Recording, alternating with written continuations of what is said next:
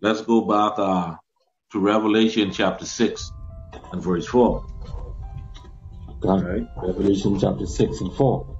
And there went out another horse that was red, and power was given to him that sat thereon to take peace from the earth, and that they should kill one another. And there was given unto him a great sword. Done. Okay? Done. So now, let's break it down. Okay? So for that, let's jump here to the book, the same book, but let's jump to chapter 12 and verse 1. Okay? Let's understand what that's speaking about. Okay? Revelation 12 and 1. And there appeared a great wonder in heaven, a woman clothed with the sun, and the moon under her feet, and upon her head a crown of 12 stars. God, all right, the sun and the moon represent wisdom and understanding, all right, and that woman represents the nation of Israel, according to the book of Jeremiah 6 and 2. Okay, having power over wisdom and understanding, all right, that's the blessing, all right, and the 12 stars represents the 12 tribes of the nation of Israel. God. Okay. All right. Let's read on verse 2. Verse 2. And she, being with child, cried, travailing in birth and pain to be delivered. God. All right. And that's talking about Yahushua, because our people was already in hard bondage under the Greeks and Romans. Okay, and Herod was an extension of the Roman Empire. All right, and this is speaking about the time when Herod put out the order for all the young males to be killed. All right, and that's during the time when Yahushua was a baby. Okay, so this proves who that red horse is again, and who that red dragon is, which that's the red horse going back to Genesis 25 and 25 when the first came out of red. God. Okay, which is letting you know that this is speaking about Esau, Edom. Exactly. Okay? All right, so if you have any precepts, you got bring them out as well. God. All right. Let's read on. Verse 3. And there appeared another wonder in heaven, and behold, a great red dragon, having 7 heads and 10 horns, and 7 crowns upon his heads. Done. All right, so your red dragon and your red horse is one and the same. 7 heads represent the EU, which is the European Union. Shalatia. The 7 heads are the Greeks, the Romans,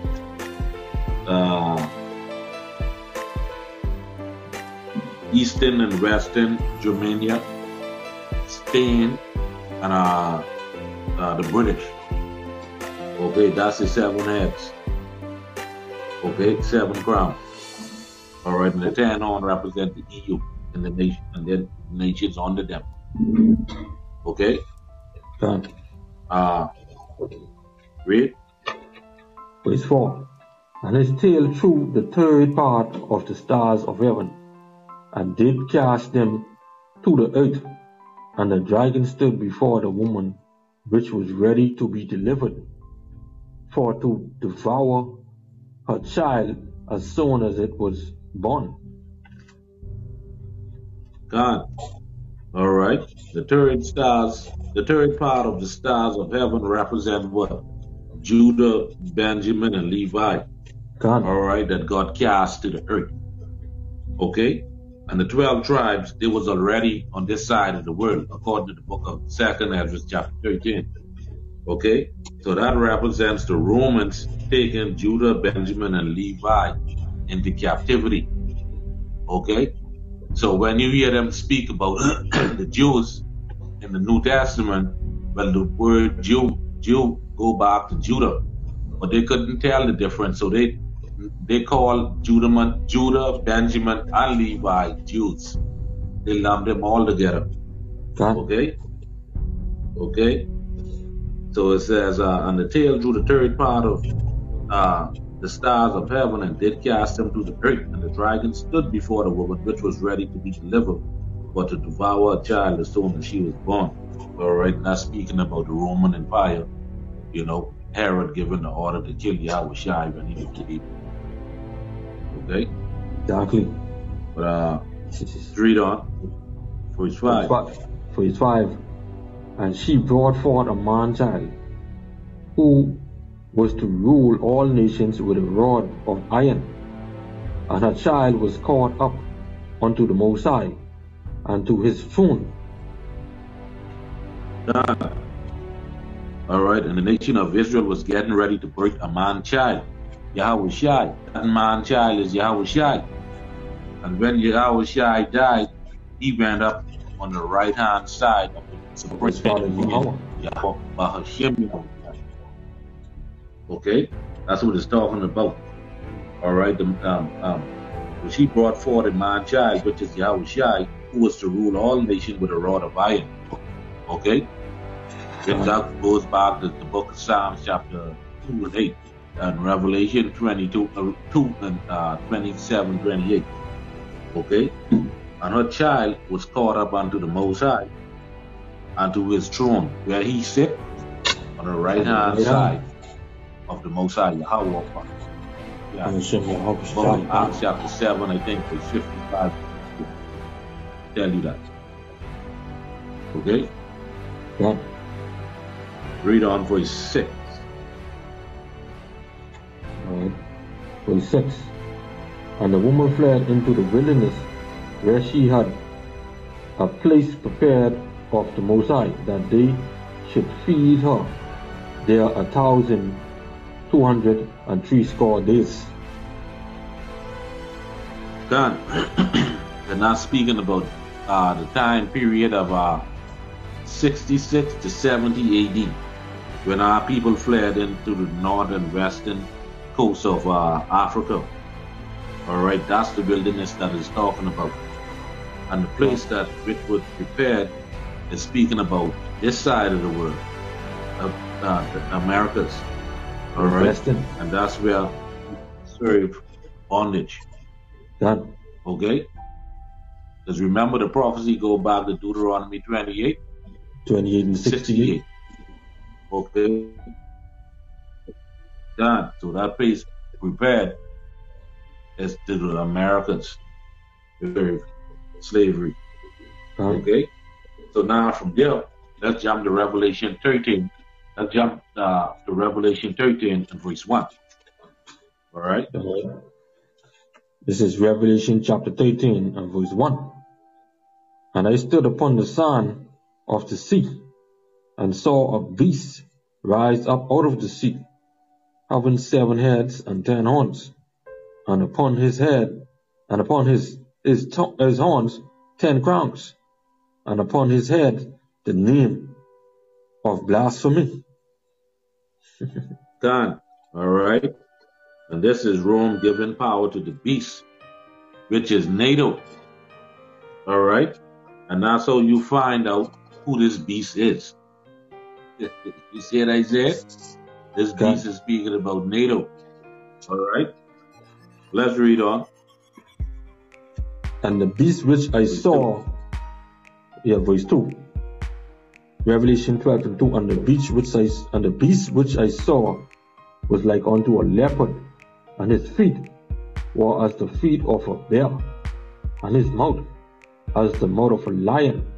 And the dragon gave him his power, and his seat, and great authority. Done. All right. So now check this.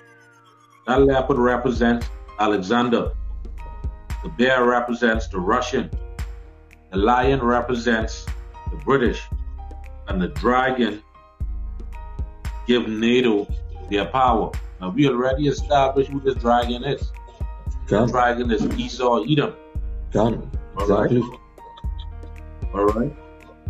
So they gave NATO their power, all right? And the Roman Empire gave NATO their power. Because why? The Roman Empire, this is the last leg of the Roman Empire coming back again. All right? And this is all history, man. Okay? This is all history. Plain, simple. All right? Now the next voice is going to break that down. All right? Voice 3. Voice 3. Revelation 13 and 3. Revelation 13 and 3.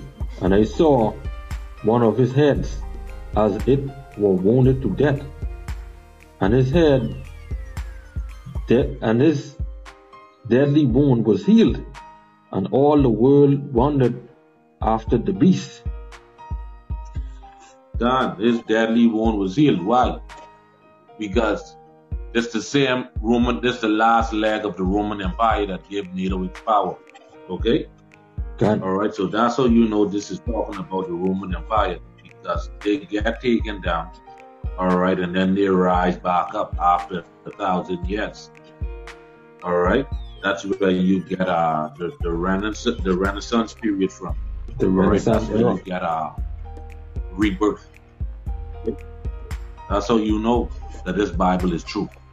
God. See what I said? People talking about this Bible that altered and all that, talking shit. They don't know the scriptures, they don't know prophecies. No. Okay, Revelation 19 and 10 tell us that the spirit of Yahushua is the spirit of prophecy. And what do? We prophesy it and break it down and make it plain upon the tables. God. Okay? That plain, that simple. All right? Now, from there, let's go back to the book of Revelation chapter 6. And we're going to pick it up at verse 5. All right? Revelation chapter 6 and verse 5. And when he had opened the third seal, I heard the third beast say, Come and see. And I beheld, and lo, a black horse, and he that sat on him had a pair of balance in his hand. Time. All right, and if you look up that word balance, people will think that that's the Hebrew word mazan, which means to balance something. But right here, the word balance means yokes. Okay, when you look it up, it means yokes, like yokes of iron, like putting things together. All right, so the black horse that this talking about right here represents the nation of Israel going into slavery after the Roman Empire. Okay, so this is a big thing. That's why we look up words. Okay, so now with the understanding of this word balance, and we know that the word balance means yokes. Okay, proceed that to substantiate this. Okay, so let's get Deuteronomy chapter 28 and verse 48 for to prove this point, to substantiate it. Okay, Deuteronomy 28 and 48. Watch this. This is the book of Deuteronomy chapter 28 verse 48. Therefore shalt thou serve the enemies which Yahweh shall send against thee in hunger, and in thirst, and in nakedness, and in want of all things. And he shall put a yoke of iron upon thy neck, until he have destroyed thee. Done. So we gotta go to the so-called white man for everything. Alright? So that's what it's talking about. The yokes of iron that was put on our necks. Them balances that is spoken about in the book of Revelation chapter 6 and 5. Okay? Done. Alright? So it's talking about this time, people. You see what I said? That's got to put it together. Done. Alright? That's got to put it